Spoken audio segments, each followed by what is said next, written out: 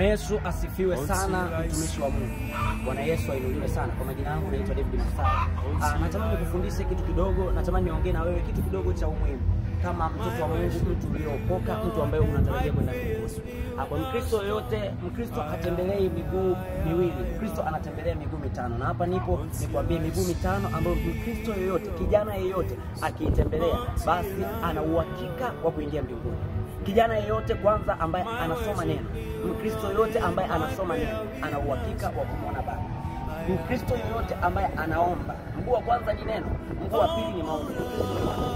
Ana desturi ya kuomba peke yake, sio tu akiwa ibadani, sio tu kukiwa na mkesha, sio tu kukiwa na tukio fulani la lomtaka aombe, ila ana maisha binafsi ya kuomba.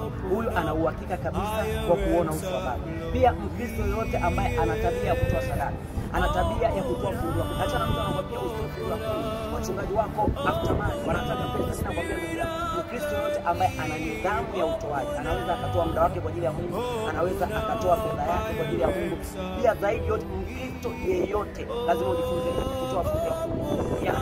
Mkristo yote lazima atembelee ni eneo la ibada. Mkristo yote ambaye anaweza kufanya ibada, anaweza kuchangamana na wengine.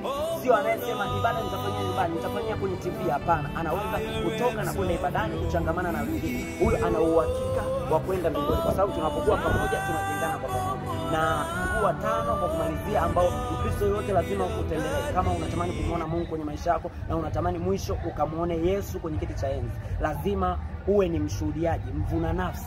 Uwe unawahubiria wengine habari za Yesu. Uwe unaifanya kazi ya Mungu. Ndio ulinzi wa Mungu utakaa kwako, neema ya Mungu itakaa kwako, na utamwona Mungu akisaidia maisha yako kwa ukiwa duniani na hatimaye kuweza kuingia mbinguni. Mbinguni haviingii vinyonge. Biblia inasema hakuna mnyonge atakayeingia mbinguni. Na ufalme wa Mungu ni unatekwa na wenye nguvu, na mwenye nguvu ndiye atakayeteka. Lazima uwe na nguvu ya kusoma neno, lazima uwe na nguvu ya kuomba, lazima uwe na nguvu ya kushuhudia, lazima uwe na nguvu ya kufanya ibada, lazima uwe na nguvu ya kutoa sadaka.